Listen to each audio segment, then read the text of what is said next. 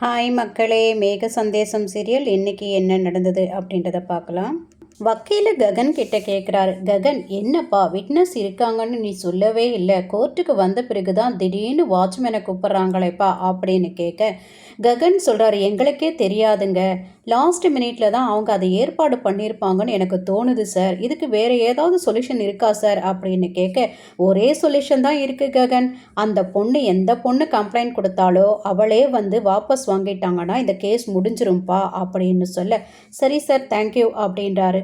உடனே ககன் செர்ரியை பார்த்து என்னடா இது அப்படின்னு கேட்க, அண்ணா நான் எந்த தப்பும் பண்ணலைண்ணா, அவகிட்ட நான் நல்ல விதமாக தான் பழகினேண்ணா, எல்லோரும் என்னை சந்தேகமாக பார்க்கறத பார்த்தா நான் செத்து போயிடலான்னு தோணுதுண்ணா அப்படின்னு பேச, டே வாயை மூடுறா, எதுக்கு இப்படியெல்லாம் பேசுகிற, நீ பணக்கார வீட்டில் பிறந்துட்ட, அதனால தான் உனக்கு ஒன்றுமே தெரியாமல் வளர்ந்துட்டேன், வெளியில் வந்து பாரு, அவன் வாழறதுக்கே எவ்வளோ கஷ்டப்படுறான்னு உனக்கு தெரியும். இந்த உலகத்தில் பிறந்த அத்தனை பேருக்கும் ஏதாவது ஒரு கஷ்டம் இருந்துக்கிட்டு தான்டா இருக்கும், அதை தாண்டி அவங்க வாழலையா, நீ எந்த தப்பு பண்ணலைன்னு எனக்கு தெரியும்டா, அதை ப்ரூவ் பண்ணி நீ வெளியில் வரணும், அதுதான் இப்போ முக்கியம் அப்படின்னு சொல்லிட்டு சரி நீ எதுவும் கவலைப்படாத, நான் பார்த்துக்கிறேன்டா எல்லா விஷயத்தையும் அப்படின்னு சொல்லிட்டு இருக்கும்போதே மீரா ஓடி வந்து, டே செர்ரி என்னடா இது, லாஸ்ட் மினிட்ல அந்த வாட்ச்மேன் வந்து உன் லைஃபே கெடுத்துட்டான்டா, இனிமே எப்படா உன்னை நாங்கள் வெளியில் கொண்டு வர்றது அப்படின்னு சொல்ல உடனே பூமியும் அந்த கேபி ரெண்டு பேருமே சேர்ந்துக்கிட்டு ஒரு பிரச்சனைக்கு 100 வழி இருக்கும், அதில் ஒரு வழி தானே போச்சு, இன்னும் 99 வழி நமக்கு இருக்குது, கண்டிப்பாக நம்ம வெளியில் கொண்டு வருவோம், கவலைப்படாத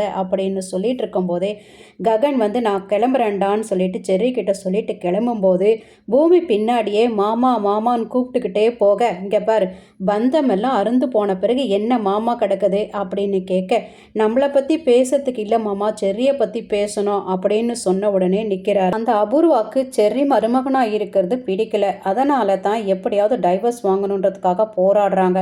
அது மட்டும் இல்லை, அந்த வீட்டில் அவர் தான் எனக்கு சப்போர்ட்டாக இருக்காங்க, அதுவும் அவங்களுக்கு பிடிக்கல, டைவர்ஸ் வாங்கணும், எனக்கு யாரும் சப்போர்ட் இல்லாமல் இருக்கணும், அதுக்காக தான் இப்படி பண்ணுறாங்க அப்படின்னு சொல்ல அபூர்வா தான் இதுக்கெல்லாம் காரணம்னு எனக்கும் தெரியும்னு ககன் சொல்கிறாரு. இப்போ அது முக்கியம் இல்லை, அந்த லில்லி வாயால் உண்மையை சொல்ல வைக்கணும், அதுதான் முக்கியம் அப்படின்னு சொல்ல, ஆமாம் மாமா, ஆனால் அந்த லில்லியை கூட அவர் ரொம்ப ஜாக்கிரதை எங்கேயோ ஒளிச்சு வச்சிருக்கா, இப்போ கூட ஒரு போலீஸ் ப்ரொடெக்ஷனோட தான் அவளை வீட்டுக்கு அனுப்பியிருக்காங்க, நமக்கு இது ஒரு பெரிய டாஸ்க், அவள் எங்கே இருக்கான்னு தெரிஞ்சுக்கிறதே நம்மளுக்கு ஒரு பெரிய டாஸ்க்கு மாமா அப்படின்னு சொல்ல, நாம் 2 பேரும் சேர்ந்து அவளை கண்டுபிடிக்கணும் அப்படின்னு சொன்ன உடனே ககன் முறைக்கிறாரு. உன் ஹெல்ப்பெல்லாம் எனக்கு தேவையில்லை, நானே பார்த்துக்கிறேன்னு சொல்லி அங்கேருந்து கிளம்பிடுறாரு.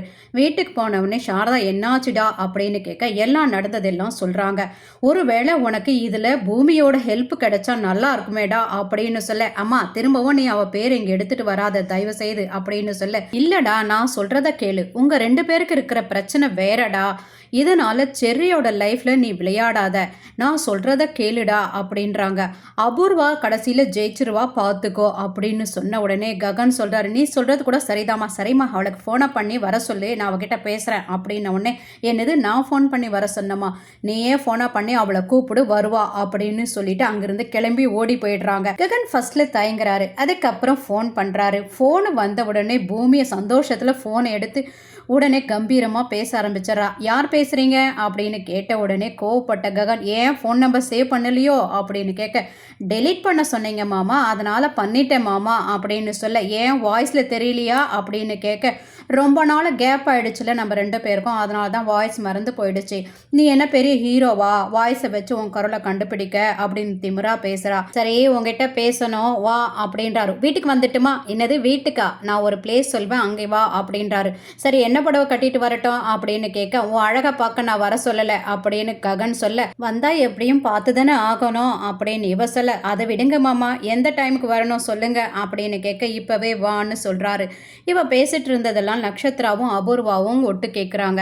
அபூர்வா நக்ஷத்ரா கிட்ட சொல்றாங்க, அவ பின்னாடியே போ, அவ ககன் கிட்ட பேசுறது எல்லாம் வீடியோ எடுத்துட்டு வா, அதை வச்சு தான் உங்க அப்பாவுக்கு காட்டிட்டு இவளை ஒரு வழி பண்ணணும் அப்படின்னு சொல்ல அங்கிருந்து நக்ஷத்ரா கிளம்புறா. ஊரையும் சாரதாவும் கோயிலுக்குள்ள வராங்க.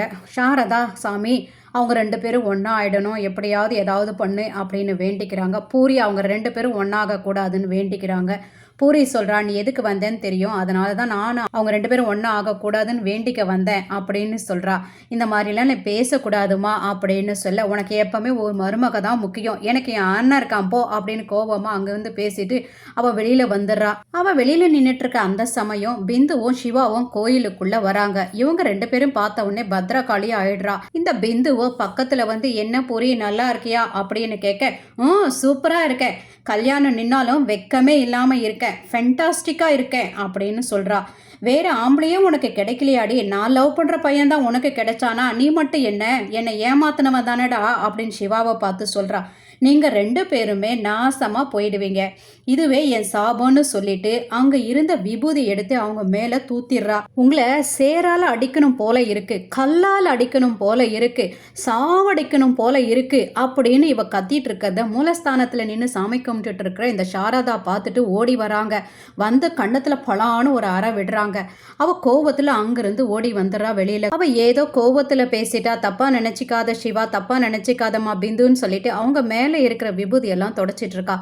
அந்த நேரம் பார்த்து இந்த அபூர்வாவும் மீராவும் வந்துட்டு இருக்காங்க கோயிலுக்குள்ள. இதை பார்த்த உடனே அபூர்வா, ஏ சாரதா அப்படின்னு கத்திக்கிட்டு பக்கத்துல வந்து எவ்வளோ தைரியம் இருந்தா இவங்க 2 பேரும் மேல சாம்பலை போட்டிருப்ப அப்படின்னு சொல்ல, உடனே மீராவோ கோபத்துல ஓங்கி அடிக்க வரும்போது, வேண்டாம் மீரா, இவளுக்கு சாவு அடி கொடுக்கணும், நம்ம கொடுக்கலாம், வெயிட் பண்ணு அப்படின்னு சொல்றாங்க. இதோட இந்த எபிசோடு முடிச்சிருக்காங்க. தேங்க்யூ ஃபார் வாட்சிங்.